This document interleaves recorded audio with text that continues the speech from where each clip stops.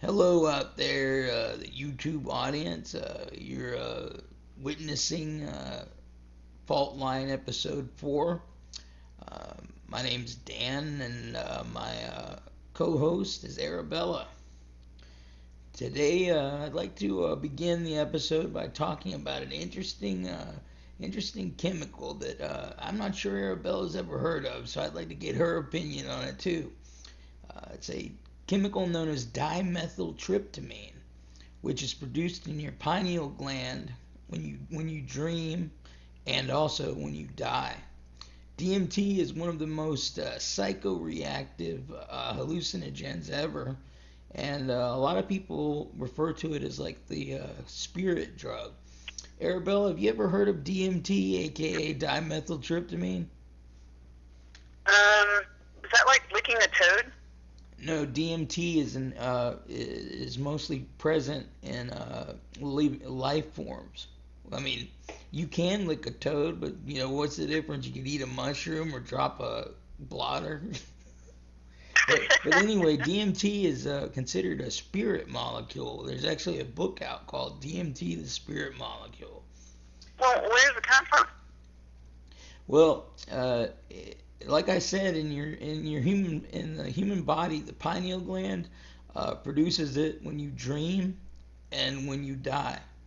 It's almost like it's facilitating some connection with a different realm. And it's interesting when people are in deep dream states and they're dreaming.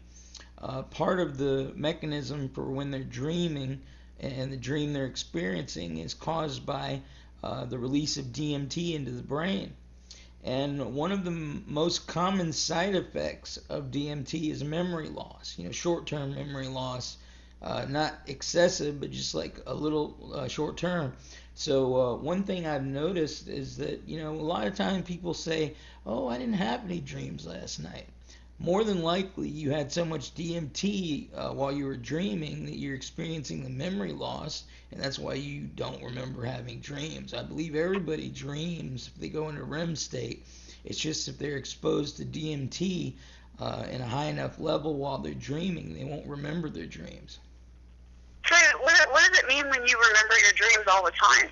Like, on a regular basis, then? Hell if I know. What do you think? I don't know. I'm somebody that dreams on a regular basis, and I usually remember them. I mean, not everything, obviously, but I usually wake up and I'm like, what? I try to make some sense of it because they're, at least psychologically, there are maybe issues or things that were being worked out. I mean, I tend to remember my dreams. But I have a friend who tells me that on a regular basis, they don't remember any of their dreams. Like, they just don't dream. And I'm like, well, I don't think that's true. I think you do dream. But they say they don't remember it.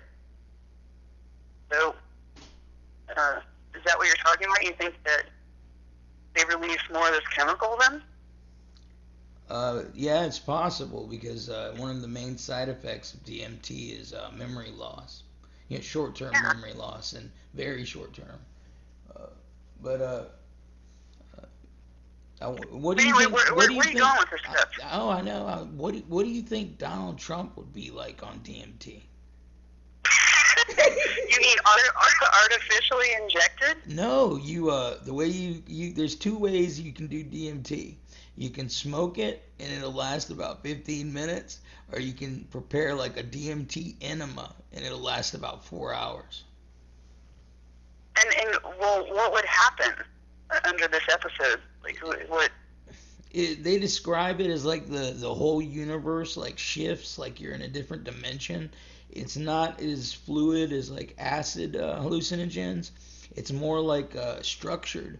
And a lot of DMT users have said that they seem to communicate with these beings, and all the beings that everybody sees like the same being. It's like and Terrence McKenna, who was a guy who wrote a famous book in the 50s or 60s called Food of the Gods, which was about how Is it like Buddha or something? No, Like what? Food of the Gods was about mushrooms, and the interesting thing Oh, about I thought you said Buddha for a second. no, it said Food of the Gods. Okay, gotcha. But Terence McKenna wrote that book, and he had this theory that the shamans that ate mushrooms in early human cultures were some of the first Oh, people to develop language. huh. I don't know. You know, I don't know much about it, quite frankly. Well, shit, you better start. I will tell you one thing. When I was growing up in New Mexico, at some point, uh, this fact that I have lucid dreams on a regular basis Wait, was you kind know of what bugging lucid me. dreams are, right? What? Lucid means you control the dream. Well, that's what I mean. Sometimes I do, but I'm still interacting. I mean, I'm on a conveyor belt with the dream. I'm not totally controlling it, but I'm aware. I'm aware of myself in the dream, like on a regular basis, and it was bugging me, you know. Well, anyway, I knew some hippies in Albuquerque, and they had a relationship with the Laguna Indians, and they knew the medicine man there. And at some point, they actually took it seriously and asked the medicine man to come down and talk to me. And he did. And I talked to him, I described my dreams, and I told him, you know, my concerns and, like, what does this mean? I wasn't trying to say, hey, this makes me special, or, that I'm a prophet, nothing like that. It was just that they were events that were happening, and I was seeing them on a regular basis. So I described them to him, and he said he had some medicine for me, and I was like, yeah, here we go, This was in a period in my life where I was very atheistic and very skeptical about any spiritual stuff. And anyway, he gave me this little packet, and maybe because I was young and stupid, I didn't really think about it, but he literally just said, open it, take this herb, go to sleep, and you'll be fine. I was like, okay, why not? And I did. I mean, I did exactly what he said. I put it in my mouth and I went to bed. And I had this vision when I fell asleep. I mean, I can't really totally describe it in words, because it was auditory. I mean, it was just like this huge event in my life. I heard, I'll just do my best. I heard all of a sudden every sound just ceased, and I just heard a really crystal clear sound of water dripping, like bloop, bloop, and I could just hear every drop hit some pool of water below. And when it did, it created like this ripple effect, like bloop, bloop, bloop, bloop. And the sounds kind of grew. So every time the water would drip down, it would just get louder and more echoey. And then I became aware of myself, like my body, like watching this water drip, and I realized I was on a cliff, like looking down into this pool of water where these drips were coming down from somewhere. Uh-huh. And when I actually looked at the water and I saw the last one, like I saw it hit, it went bloop, bloop, bloop, bloop, bloop. And I just leaned down and looked at the pool of water, and all of a sudden the water came up. Like it came up and it enveloped my entire body. And I was like, I've never experienced a a feeling of peace like that. It just enveloped me in total peace. And then I woke up, and I just stared at the ceiling, and I was like, what the hell was that? And that's the only way I can describe it. And what was this again? Mescaline? I don't know. Maybe he gave me peyote, or I don't know what it was, but he swore to me that it wasn't. I mean, I asked. I was like, what are you, like, giving me some kind of, hallucinogen? Or he said, no. This is medicine. It was like shamanistic stuff. It was medicine. And I was like, okay. So I don't want to take a drug. And he assured me there was no drug in it. Drugs are bad. But that's what happened. So you tell me what happened. Because, I didn't have any drug effects. I was not drugged. And when I woke up, it was just me. It wasn't like acid or, I wasn't tripping. So you tell me, what the hell was that? Hell, I know. But, I know. It was pretty cool. I think it's time to change the subject. Because we can't talk a full half hour about drugs. Drugs are bad, okay? Today, I'd like us to talk about a more serious subject. This is a subject I'm going to surprise you with, Arabella, because it doesn't have to do with Donald Trump. This is a little subject I kind of concocted on my own. Okay. It's called The Last Days. Daniel chapter 12, the prophecy of Saint Malachi and Pope Francis. I'm going to make several points to you, and I want you to give me your response, Arabella. Point 1. Hold on, let me read the point, and then you can comment on it. We'll alternate. Point 1. The prophecy of Saint Malachi, written in the 11th century regarding the succession of popes to the end times and the return of the Christ, refers to Pope Francis, the last pope by his list. By the paragraph below, this according to the prophecy. In extreme persecution, the seat of the Holy Roman Church will be occupied by Peter the Roman, who will feed the sheep through many tribulations, at the term of which the city of 7 hills will be destroyed, and the formidable judge will judge his people. Huh. I've heard of the prophecy of St. Malachi. That's what the prophecy says about Pope Francis. Yeah.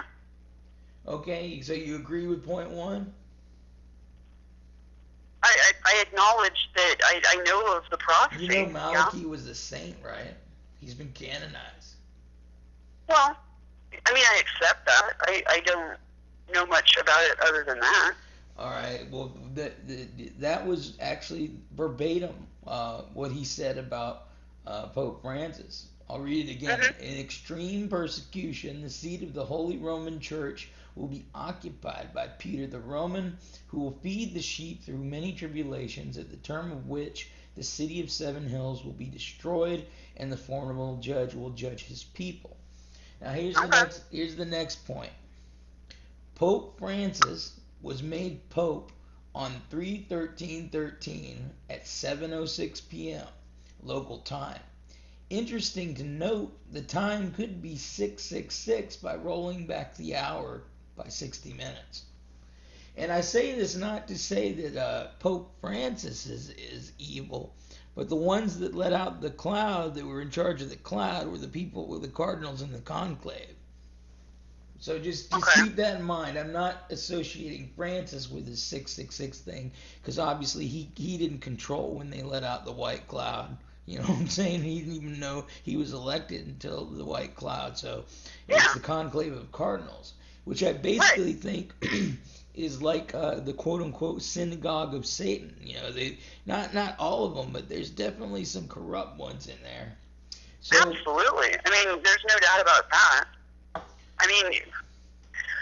Maybe our audience should know that I am very versed in Catholic theology. I consider myself a Catholic Christian, and so yes, I totally understand.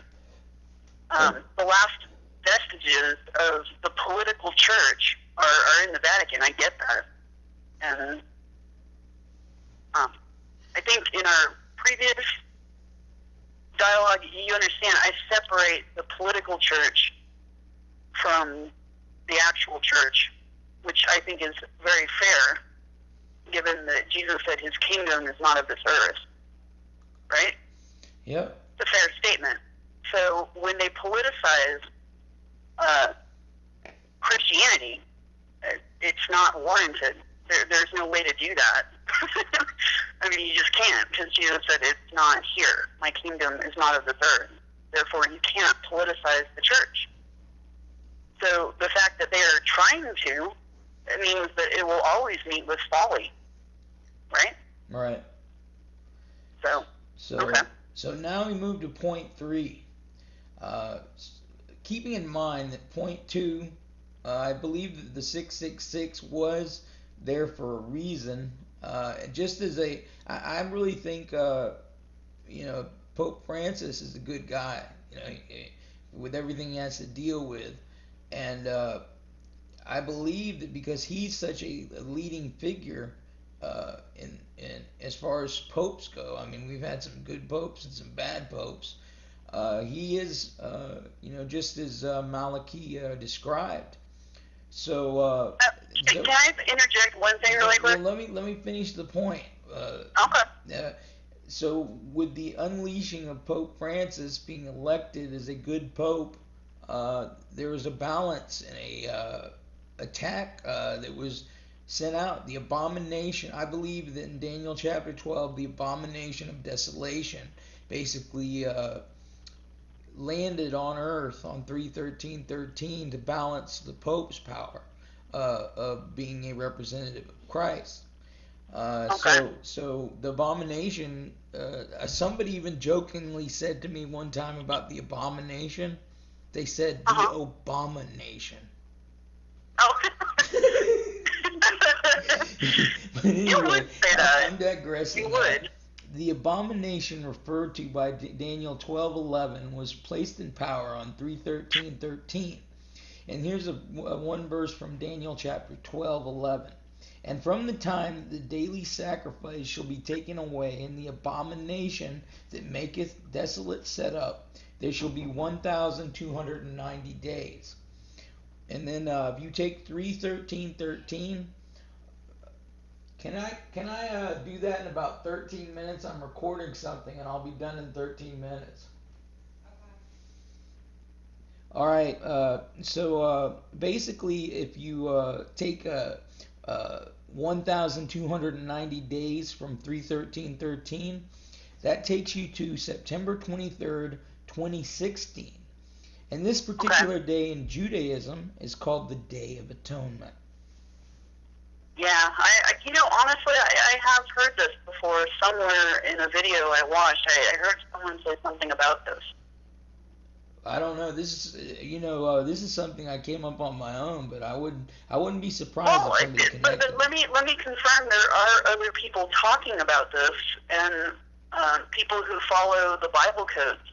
I mean, I'm not well versed. I don't know much about it, but I listen to people who at least think they do. And their problem is that they think that a culmination of a lot of things will happen in 2016, because they say that when you run all the codes, they can't find a date that goes beyond 2017. They just can't. Right. Which is pretty scary, Well, leads to the last point number 5. If you look in the book of Daniel, chapter 12:12, it says, "Blessed is he that waiteth, and cometh to the 1,305 and 30 days." This is the one that's going to blow your mind.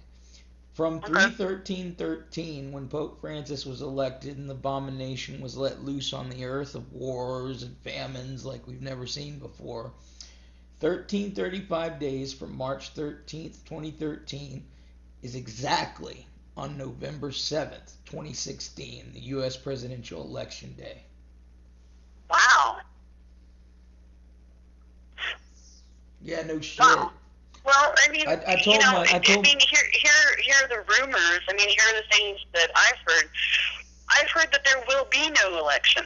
There'll be no election because whatever event happens, martial law will be declared, and there'll be no election, and whatever this thing is will manifest at that point. I don't know what to make of that stuff. I mean, you hear a lot of things. I don't remember asking you a goddamn thing. You remember when Samuel L. Jackson said that shit? But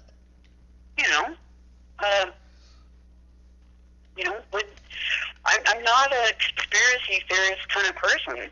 It's not Believe a it or not. conspiracy theory. It completely. That's kind of your realm. I'm just saying, Mayor. If you look at the damn Bible, it makes sense. I mean, how could those dates line up so perfectly? I'm not I'm not going to dispute it. I mean, I don't know what to say. What do you want me to say? Well, I'll tell you what I want to say. I've always believed I had a close connection to Daniel. Yeah. And that brings me to the last point that I left off. Verse 12, 13. Around verse 7, Daniel is given a scroll, and he says, "Do not reveal the scroll until the end of time," and the last days. And then on verse 13, 12, 13, he says, I may be reading a little wrong, but it says, "Go your way, Daniel. You will rise again at the end of days and unseal the scroll," or something like that. So that is one of the things I thought of that kind of lends to the process of reincarnation. In other words, energy cannot be created nor destroyed, and your soul is definitely made of energy. And there were lots of passages in the original prophet's writing before the Council of Nicaea that talked about this function. And when you talk about the Bible, and it talks about the first death and the second death, those are like stop points where you get the wheel of life, the wheel of reincarnation is broken and it stops. In other words, it's like a sum total of all your lives you've lived, and there will be a time when the cycle just stops and you're judged one way or the other. No, fair enough. Even in Ecclesiastes by King Solomon, he talks about the cycles. And there was a passage in an early version of it that talked about the cycle of life and death and life again. And for some reason, Nicaea is like, well, we can't let them know that they're going to reincarnate. We want them to think they only have one chance to get it right, so they'll be more reasonable. Well, here's what I would say with all this. This is a philosophical debate, and I don't think we have answers or have any way to actually discern the answers. I mean, because when they pressed Jesus about this, he said, "You wouldn't understand." So there you go. You wouldn't understand. He said, "The things you even think you know, you only know the half of it." So I'm not going to say that that's not possible. I mean, I'm not going to argue with you. But in my mind, I would lean more towards the energy, like what you're talking about, the energy recycling. Not so much individual souls recycling, so much as the energy recycling. I mean, because if you think about it, they kind of asked Jesus about that in the New Testament, and they said, some say that you are Elijah. You are the prophet reincarnated, and there's allusions in Revelation to these prophets reincarnating at the end times. So I get what you're saying, but I think what Jesus was trying to kind of point out is that it's the energy, like the person of who they are, reincarnates. You see what I'm saying? Mm-hmm. Not so much an individual soul. just cycling around, which is,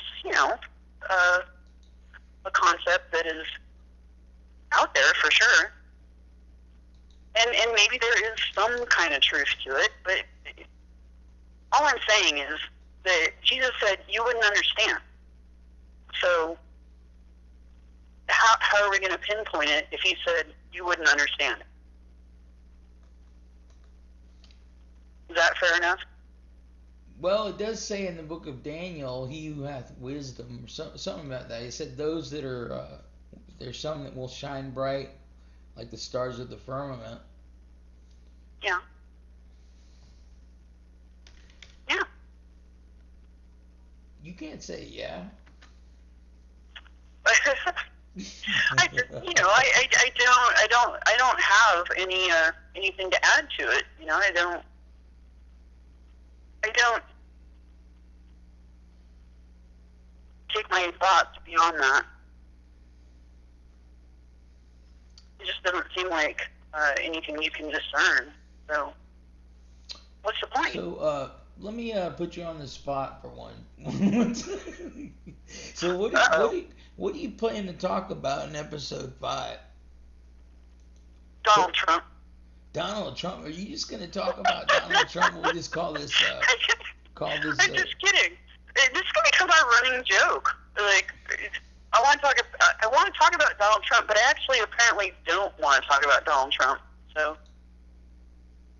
Do you still have a crush on Vladimir Putin? No.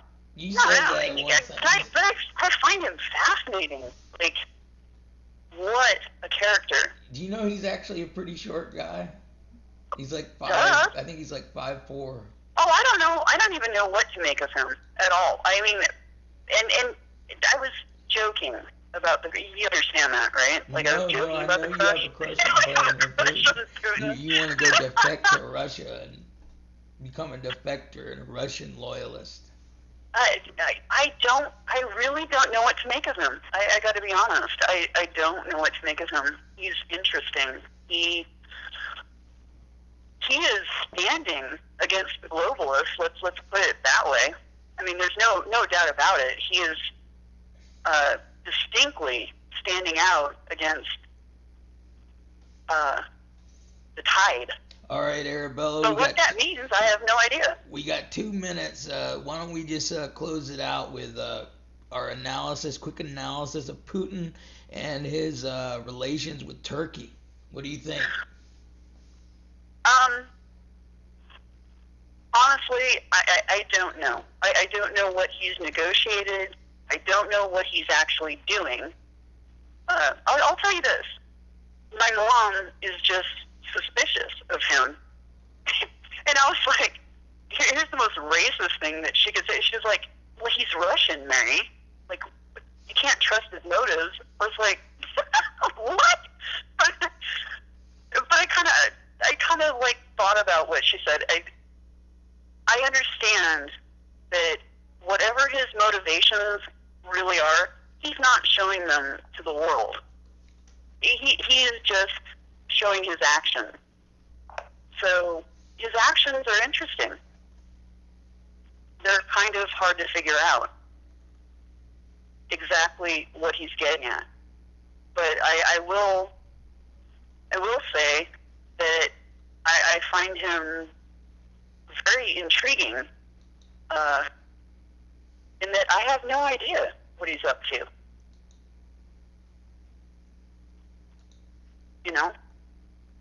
But if we have no time left, let me just say this. 40 seconds. He came out and he said that if it needs be, he is willing to drop a nuclear bomb on ISIS. Oh, I saw that. A lot of pundits analyzed that and thought he was just kind of bluffing to scare them. But that's a huge statement. Oh, I know. And do you think he's joking? You never know with Putin. He's ex-KGB. There might be, he might say one thing and then have a reason to say it one thing and then turn around and fake it out. Well, I know. But here, let's bring it back to Trump. So they immediately. All right, Trump the show's said, over. You seem to align yourself with Putin. Would you condone Putin dropping a nuclear bomb on ISIS, and you know what Trump said? What? Which is where he became mysterious. He said, I'm not going to comment on what I would do in his position. Where normally he would be like, oh yeah, you know, that'd be great. I'll drop a nuke on them. You know, he'd say something off the cuff, right? He didn't. He got very cagey, and he said, I'm not going to telegraph to the world what I would do. And one of the pundits that I listened to was like, all of a sudden I have new respect for Trump. Like, I didn't expect him to say that. Like, I thought he was going to be like, yeah, I would just nuke the shit out of them. But he didn't say that. All right, we're running late. I want you to try and say hi to the YouTube audience, Mary. At least say hi and to thank them for watching the episode. Absolutely. Hopefully it's interesting and entertaining. And if it's not interesting and entertaining... I'm not recording these things to put out my point of view. I mean, not really. All right, you got the last word, Mayor. That's the end of the episode. Everybody who's watching the YouTube thing, if you like this, please do a thumbs up and be sure to subscribe to our channel. Thanks a lot and have a good one.